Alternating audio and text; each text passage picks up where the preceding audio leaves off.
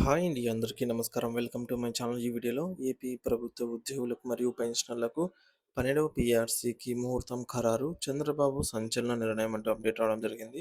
So, దీనికి సంబంధించిన పూర్తి వివరాలు ఈ వీడియోలో తెలుసుకుందాము. వీడియో అయితే ఎక్కడే కానీ స్కిప్ చేయకుండా ఎండ్ వరకు చూసేయండి. అప్పుడే ఇన్ఫర్మేషన్ పూర్తిగా అర్థమవుతుంది. అలాగే వీడియో చూస్తున్న ప్రతి ఒక్కరూ లైక్ చేయండి ఫ్రెండ్స్.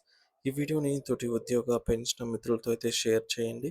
కొత్తగా చూస్తున్న వారైతే మన ఛానల్‌ని సబ్స్క్రైబ్ చేసుకోండి ఫ్రెండ్స్. సబ్స్క్రైబ్ చేసుకుంటే నేను చేసే వీడియోస్ అన్నీ మీ వరకు రీచ్ అవుతాయి.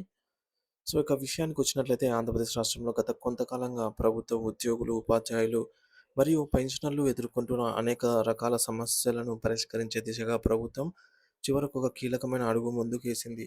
రాష్ట్ర ప్రభుత్వ యంత్రాంగంలో అత్యున్నత స్థాయి అధికారి అయినటువంటి ప్రభుత్వ ప్రధాన కార్యదర్శి, చీఫ్ సెక్రటరీ గారి అధ్యక్షతన అత్యంత ప్రతిష్టాత్మకమైనటువంటి సర్వీస్ జాయింట్ స్టాఫ్ కౌన్సిల్ సమావేశాన్ని అయితే నిర్వహించాలని ప్రభుత్వం అధికారికంగా నిర్ణయించింది. ఈ సమావేశం కేవలం ఒక సాధారణ చర్చా వేదిక మాత్రమే కాదు, వేల సంఖ్యలో ఉన్న ఉద్యోగుల ఆర్థిక భవిష్యత్తును మరియు వారి సర్వీసు నిబంధనలను నిర్ణయించేటటువంటి ఒక అత్యున్నత స్థాయి నిర్మాణాత్మక సమయం అని మనం అర్థం చేసుకోవాలి.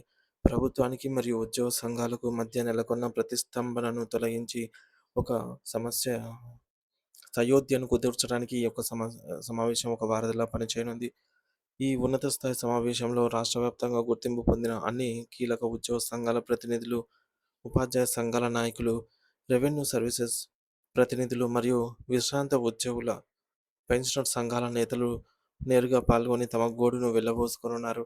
ఈ చర్చల ఎజెండాలో ప్రధానంగా 4 అంశాలు అత్యంత ప్రాధాన్యతను సంతరించనున్నాయి. ఇందులో మొదటిది పీఆర్సీ ఏర్పాటు.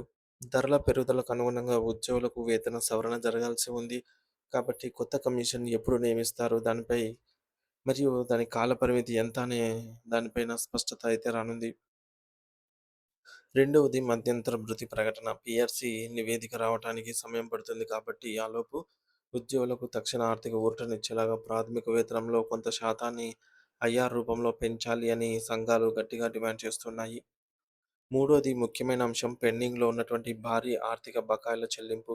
గత కొంతకాలంగా నిలిచిపోయిన డీఏ బకాయిలు, ఉద్యోగులు దాచుకున్న సొమ్మైనటువంటి జీపీఎఫ్ నిధులు, సరెండర్ లీవ్ నగదు మార్పిడి మరియు ఆసుపత్రుల వైద్య ఖర్చులకు సంబంధించిన మెడికల్ బిల్లులు వంటివన్నీ తక్షణమే విడుదల చేయాలని ఉద్యోగులు కోరుతున్నారు.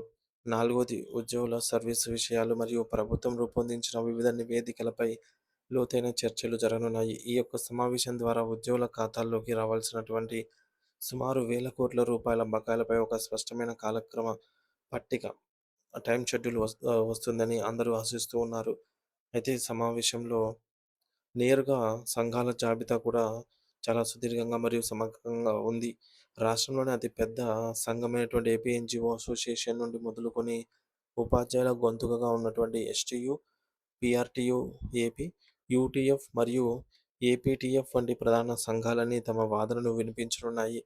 అలాగే క్షేత్రస్థాయిలో పాలనను నడిపించే revenue services association, AP government employees association మరియు ఉపాధ్యాయ సంఘాల ప్రతినిధులు కూడా ఇందులో భాగస్వాములు కానున్నారు.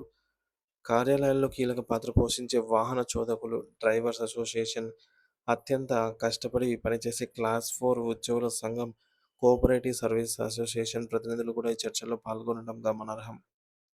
ముఖ్యంగా జీవితాంతం ప్రభుత్వానికి సేవ చేసి ఇప్పుడు విశ్రాంతి తీసుకుంటున్న పెన్షనర్ల సమస్యను కూడా ప్రభుత్వం విస్మరించలేదు. రాష్ట్ర ప్రభుత్వం రిటైర్డ్ ఎంప్లాయీస్ అసోసియేషన్ మరియు ప్రత్యేక ఆహ్వానితులుగా రాష్ట్ర ప్రభుత్వ పెన్షనర్స్ అసోసియేషన్ ప్రతినిధులు కూడా ఈ యొక్క సమావేశానికి హాజరై తమ పెన్షన్ బకాయిల గురించి అయితే మాట్లాడనున్నారు. సో, ఈ సమగ్ర సమావేశం ద్వారా రాష్ట్రంలోని ప్రతి క్యాడర్ ఉద్యోగికి న్యాయం జరుగుతుందని, వారి ఆత్మగౌరవం కాపాడబడుతుంది అంటూ ప్రభుత్వ వర్గాలు, ఇటు ఉద్యోగ నేతలు భావిస్తున్నారు. ఒకవేళ ఈ సమావేశంలో సానుకూల నిర్ణయాలు వెలువడితే ఉద్యోగుల్లో నెలకొన్న అసహనం తగ్గి పరిపాలనపై మరింత వేగవంతమయ్యే అవకాశం అయితే కనిపిస్తుంది ఫ్రెండ్స్.